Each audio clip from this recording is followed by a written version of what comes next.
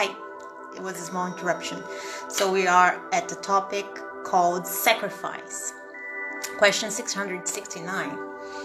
The practice of human sacrifice dates back to remotest antiquity. Why was humankind led to believe that such a thing could be pleasing to God? Answer. First, because they did not understand God as being the source of the good. Amongst primitive peoples, matter predominated over spirit. They yielded to their animal instincts, and that is why they were generally so cruel. Their moral sense had not yet developed. Second, primitive humans naturally believed that a living creature had much more value in God's sight than an inert object.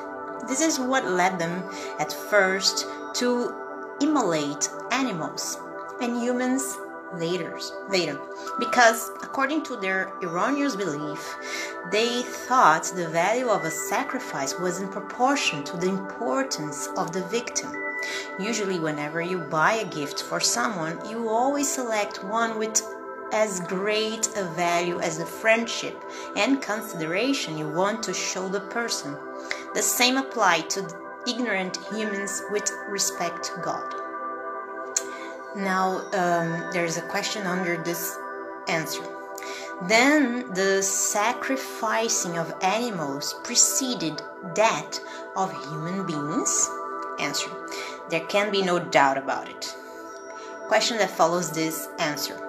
According to that explanation, didn't human sacrifices originate from a sentiment of cruelty? Answer. No, but from a mistaken concept of what was pleasing to God. Look at Abraham. In time, human began to commit the abuse of immolating their national enemies and even their personal enemies. However, God has never demanded sacrifices, animal or human. God could never be honored by the useless destruction of God's own creatures. Question 670. Could human sacrifices ever have been pleasing to God if performed with pious intentions? Answer. No, never, but God does judge the intention. Since they were ignorant, those ancients may have believed they were performing a praiseworthy deed in immolating one of their fellow beings. In that case, God would have hated the thought but not the deed.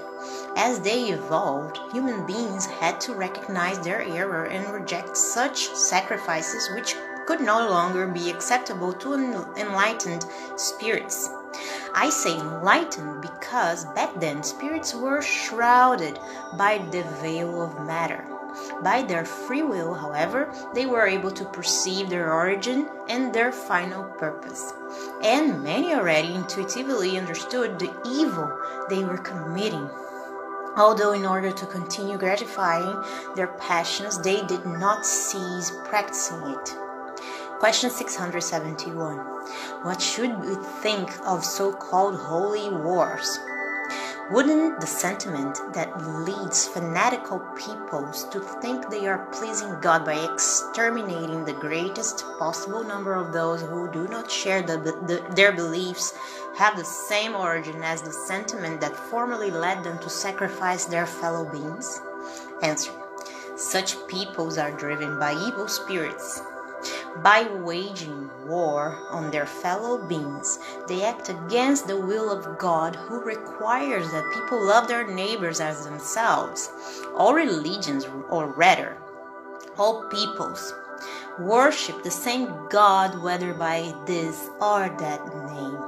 Why wage a war of extermination because a religion is different or has not yet attained the religious progress typical of enlightened cultures?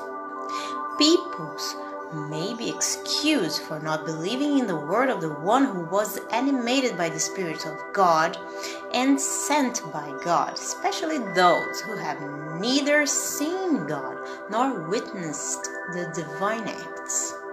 But how could you possibly expect them to believe in that word of peace when you seek them out while bearing a sword? They must be educated, and we must seek to enable them to understand his doctrine by persuasion and kindness rather than by force and blood. Most of you do not believe in our communications with certain mortals, so how could you expect strangers to believe in your words when your acts belie in the doctrine you profess? Question 672.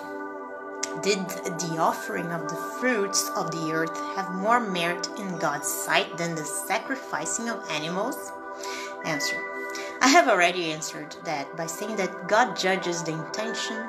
The deed itself holds little importance. Offering the fruits of the earth rather than the blood of victims would obviously be more agreeable to God. As we have told you and continue to repeat, a prayer said from the bottom of the heart is 100 times more pleasing to God than all the physical offerings you could make. I repeat, the intention here is everything, the deed, nothing. Question 676. Mightn't there have been a way of rendering those offerings more pleasing to God by consecrating them to the relief of those who lacked the necessities of life? And in that case, mightn't the sacrificing of animals performed towards such a useful end have been more meritorious than an abusive sacrifice that served no useful end, and when it profited only those who did not need anything? Wouldn't there be something truly pious in consecrating to the poor the first fruits of the earth that God has granted us? Answer. God always blesses those who practice the good. Helping the poor and afflicted is the best means of honoring God. I do not mean to say that God approves of the ceremonies you use for prayer. However, there is a great deal of money spent on such ceremonies that could be employed more usefully.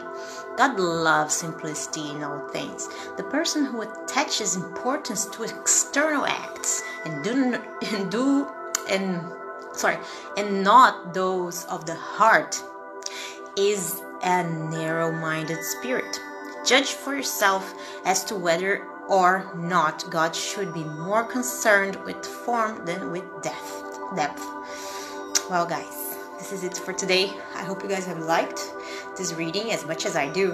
And I'll see you guys next time. God bless you all. Have a great 2021. A big kiss. Bye-bye.